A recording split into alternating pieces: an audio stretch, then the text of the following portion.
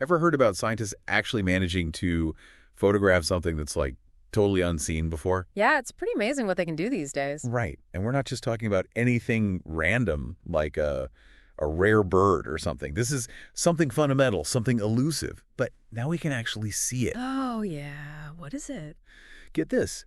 Researchers have, for the very first time, actually captured images of high-energy electron beams.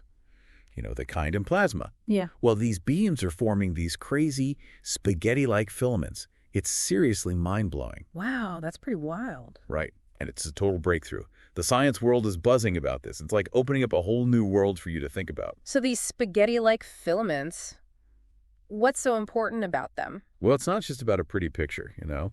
This research, it's all detailed in physical review letters, and it gives us a direct look into something called get ready for this filamentation instability. It's all happening within plasma, and they triggered it using like the most powerful infrared laser you can imagine. Okay, so plasma, that rings a bell, but remind me, why is that so important again? Oh, plasma is huge. Yeah. For you and me right now, and the world we live in, it might sound like some sci-fi thing, but Yeah. it's actually super vital for some seriously cutting-edge technologies, like the kind of stuff that's going to be shaping your future. I'm talking next-gen particle accelerators and even fusion energy, clean energy. Right, fusion, the holy grail. So how does this all connect to those spaghetti filaments? Exactly. That's what we're diving into today. See, while plasma might make you think of like futuristic gadgets, it's also a key player in super real tech that's just over the horizon. And that's where these instabilities we're talking about come into play. Filamentation instabilities. Yeah. Our whole mission in this deep dive is to like unpack this spaghetti phenomenon for you, to like really get what it is, why scientists are so freaking interested in it, and maybe a little worried too, got to be honest. And most importantly, what kind of game-changing stuff could this research unlock?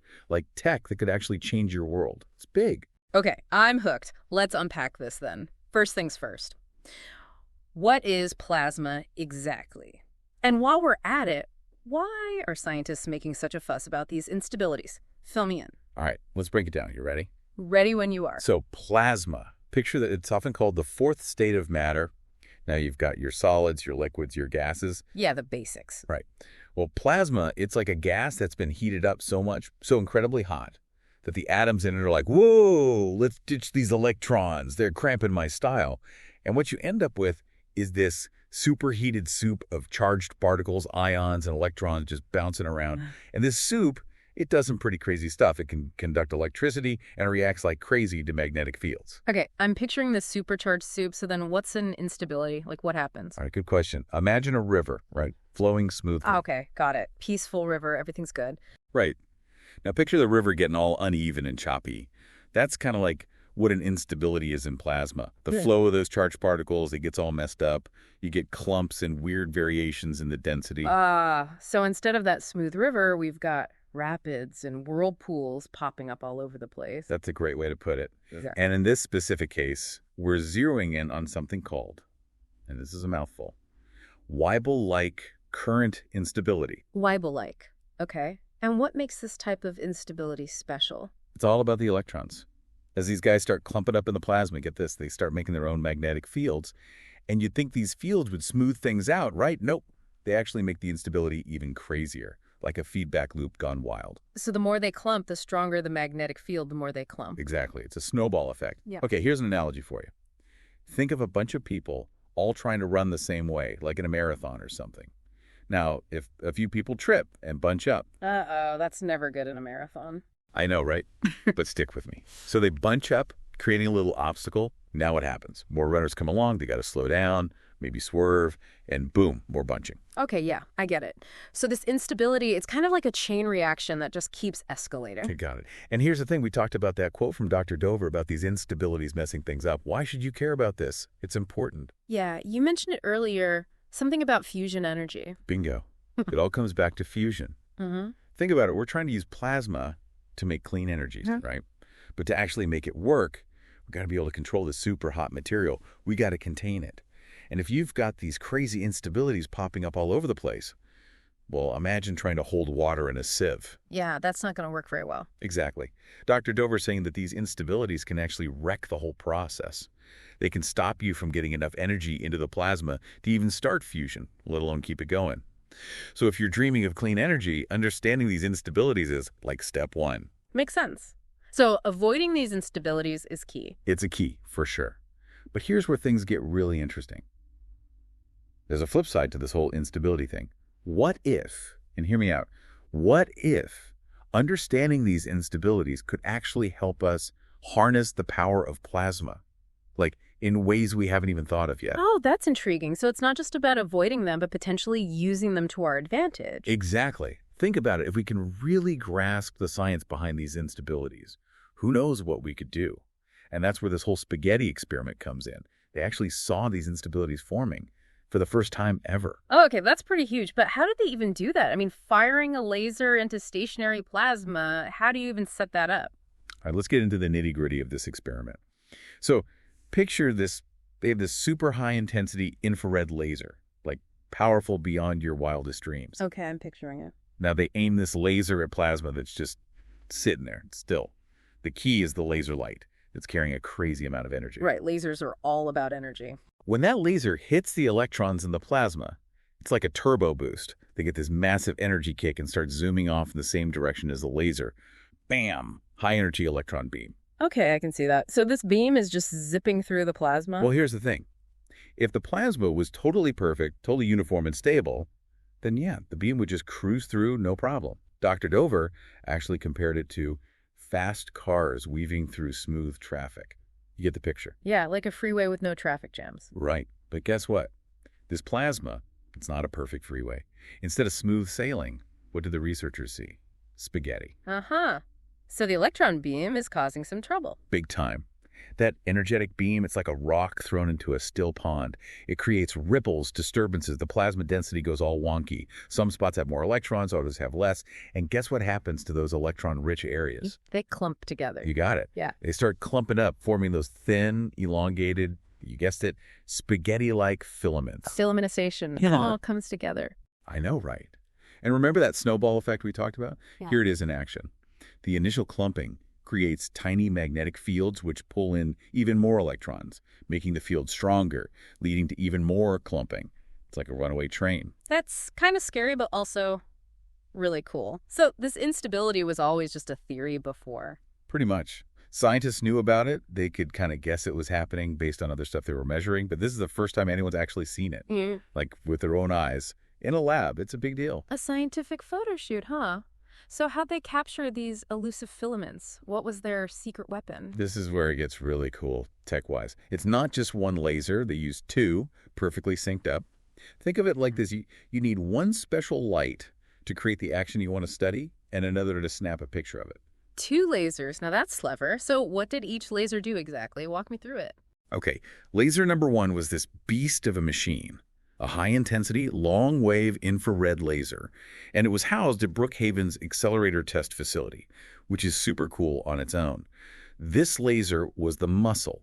It created that high-energy electron beam that started the whole instability party in the plasma. Laser number one, the party starter. What about laser number two? Laser number two was the photographer. It was a shorter wavelength optical probe laser, and it was all about capturing the action. Like a super fast camera flash, it snapped pics of what was happening inside the plasma as that electron beam went wild. Okay, two lasers, got it. But didn't we say earlier that normal lasers can't really get through dense plasma? How did they get around that? I'm curious. That's a really good point. It's a big hurdle. Usually if you try to shine a regular laser into plasma that's too dense, it just bounces right off the surface or gets absorbed. No good for seeing what's happening inside. Right, it's like trying to see through a brick wall with a flashlight. Exactly. But Brookhaven, they had a trick up their sleeve. This long-wave infrared CO2 laser they used. It has a longer wavelength than most lasers. And that's the key. That longer wavelength let them control exactly where the laser energy went in the plasma. They could send that initial electron beam deep into the plasma, but to a spot where the density was just right for that second, shorter wavelength laser to actually see what was happening. So a long-wave laser created a path for the shorter-wave laser to see through the plasma. You got it. It's like they cleared a path for the photographer to get a perfect shot. And that's not all. Getting the timing right was crucial. They had to sync those two lasers up perfectly to capture the exact moment when that instability was forming. It's not easy. It's like trying to photograph a lightning strike, right? You need split-second timing. Absolutely. And they also did something clever with how they made the plasma itself. They used these puffs of gas-controlled bursts, and by messing with the pressure, they could fine-tune the plasma density. So they were controlling every aspect of this experiment. No wonder Dr. Dover was so impressed with those photographs. Exactly. Dr. Dover even said he was amazed by how good the photographs were. Usually when you try to image plasma with lasers, it's all blurry and messy. This was crystal clear. It sounds like a real breakthrough in plasma imaging. So what now? What's next for this research? And what about those applications you mentioned? The stuff that could actually affect us? Okay, hold on to your hats, because the future is looking bright. First off, the team at Brookhaven, they're not stopping there. They're already working on upgrading their optical probe laser, making it even better. Even better pictures? That's hard to imagine. Right. But it's not just about prettier pictures. The upgrade will let them capture images way faster. Think super fast, like a high-speed camera. So instead of just seeing the aftermath, they'll be able to see the instability as it happens in real time. Exactly. And that means they can really dig deep into the hows and whys of these instabilities. Now for the cool applications. Remember Professor Najmuddin? He talked about making particle beams energetic enough for radiobiology experiments. And that's huge, because it means potential breakthroughs in medical treatments, like cancer therapy. Wait, so this plasma instability, it could help fight cancer. How? It's all about those energy levels. They've already hit 10 MeV, which is mega electron volts, basically. A ton of energy in a tiny gas target. We're talking just a few hundred microns, like the width of a human hair. 10 MeV in something that small, that's pretty remarkable, right? It is. Professor Najmuddin basically said it's almost unheard of to get that much energy packed into something so small. And if they could figure out how to control this and make it happen reliably... That's the key, isn't it? Consistency and control. You got it. If they can crack that, it could revolutionize radiotherapy. They could use these tiny laser-driven accelerators to deliver radiation right to tumors with pinpoint accuracy. That would be a game changer for cancer treatment. Less damage to healthy tissue, fewer side effects. Exactly. It's all about targeted treatment. Now, think about this. The same instability that might mess up fusion could actually help us fight cancer. It's crazy, right? The way seemingly unrelated things can connect like that. It shows you that science is all about connections, about looking at things from different angles. What seems like a problem in one area could be a solution somewhere else. Absolutely. Okay, let's wrap this up. Big picture for you. For the first time ever, scientists have seen and photographed these spaghetti-like filaments forming in plasma because of this Weibel-like instability. It's thanks to their clever setup with two lasers, perfectly in sync, letting them see inside the plasma like never before. And that's not just a cool picture. It could help us understand these instabilities, control them, maybe even use them for good. Exactly. It's a step towards clean energy from fusion, and it could even lead to more effective cancer treatments. It's exciting stuff. But here's the real takeaway for you. If something that seems like a problem, like this instability, might actually unlock solutions in totally different areas, what other problems out there might actually be opportunities in disguise? It makes you think, right, what else are we missing? What other hidden potential is just waiting to be unlocked? That's a great question to leave us with. Thanks for diving into this with me. It's been fascinating. It's been a blast. And that's what the deep dive is all about. Looking deeper, questioning assumptions, and always staying curious. Couldn't have said it better myself. So until next time, keep those brains buzzing and keep exploring the world with that curious mind. We'll be back soon with another deep dive. You bet.